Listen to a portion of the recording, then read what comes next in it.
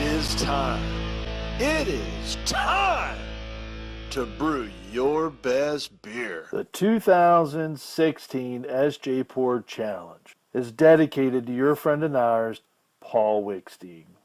Brought to you by Brewcraft USA, iMake, Gladfield Malting, Yakima Valley Hops, The Grain Bill, Brewers Exchange, Cake Kingdom Homebrew Supply, Hiraki Homebrew, and a special thanks to our silver sponsors. Okay, here I am for my second SJPorr review, and this one is going to be one that's called Time Little Too Late. It's a code 26 Charlie 59 Bravo 74 Foxtrot. So 26C-50B-74F, and this is a let me read this. This is a unfiltered Americanized English Bitter, so right up my alley. The hops are East Kent Goldings, no surprise, Amarillo, Belma, and El Dorado. I don't think I've had El Dorado once or twice. It says serving temp should be 45. It's exactly what I have this at, and it is 4.48% ABV. So time little, too late. All right, let's go ahead and crack this open. Oh, by the way, I know some. Hey, for my fellow competitors out there, you probably have already seen it, but if you go to the SJPorr Challenge, he has this the website sjporrchallenge.org. He's got this scoring sheet here to kind of help you go through and get your thoughts together. So. I don't think it's supposed to be rigidly by BJCP, but it's got a nice little framework here, and it allows you to capture your thoughts when you're going through the tasting. So, without further ado, let's go ahead and crack this thing. All right, another slight hiss. Good amount of smoke coming out. It smells like a bitter.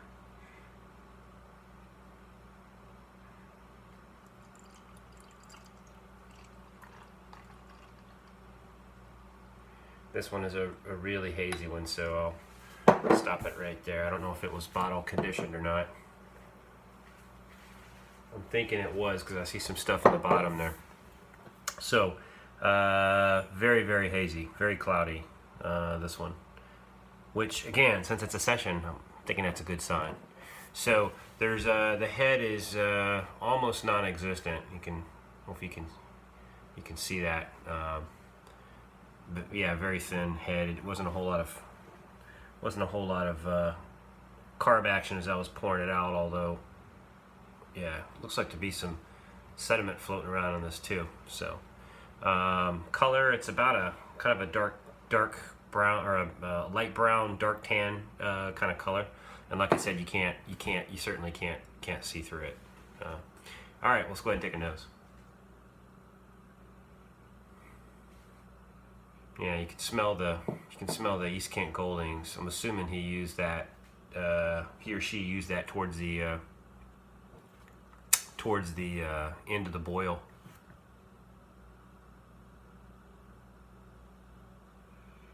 I don't know what Belma hops smell like. I've used El Dorado before in another person's recipe that I did, but it was more for bitter. Oh, maybe it was. Yeah, I guess it was towards the end. Maybe that's what that kind of familiar aroma I'm getting. Maybe it's El Dorado. But yeah, it's actually. I'm trying to figure out what that aroma reminds me of. I want to say it's like a stone fruit. It's like a peach, like a stone fruit. Yeah, it's like a stone fruit kind of smell. Peach or apricot, something like that. Slight peach or apricot smell. So anyway, so much for the smell. Let's go in for the taste. Cheers.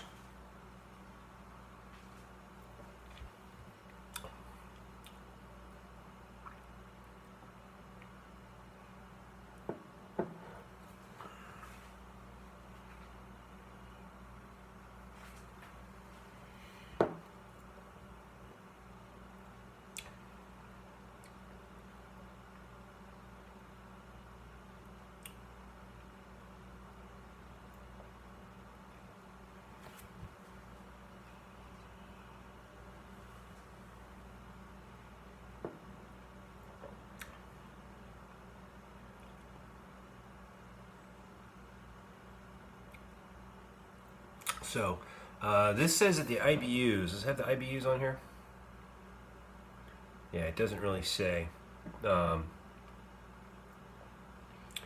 I can tell you it is, it's very bitter.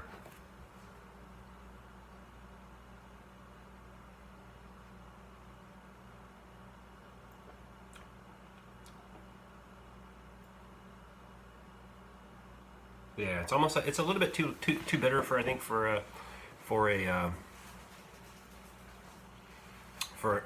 English bitter. I'm not sure about American bitter, Americanized English bitter. I guess that just means it has more hops in it, I would think, because Americans, we generally tend to throw a lot more hops in it. But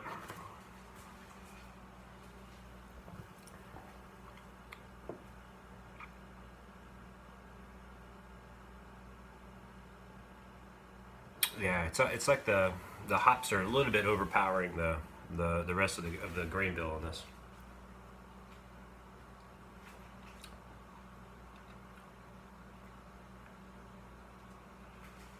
So it's different, I can say that. It's not like any of the ESBs that I've had.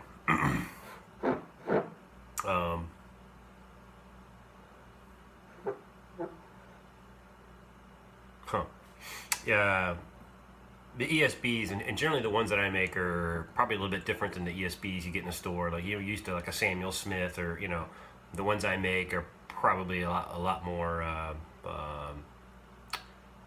They have a lot more esters in them, and a little bit more of a kind of a chocolatey, nutty, toasty kind of flavor. So, but I have had some straight up English bitters while I was over in England before, and they're never as bitter as they are. So I'm assuming that's what the Americanized version is, but.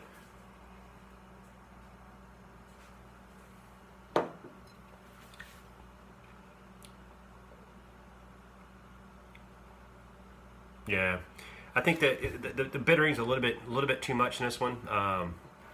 It's kind of a shame. I wish it wasn't quite so bitter, because I would like to get a little bit more of the taste of the malt backbone to this. But it's kind of hard to taste through. The bittering hits you pretty early, and it really hits you at the end. So all right. Well, I guess that's all I've got for this one. Nice beer. Thank you for the submission, and look forward to keep plowing these on. And the cool thing about these, about this SJPorr competition, I wasn't happy coming in because, making a session is really hard.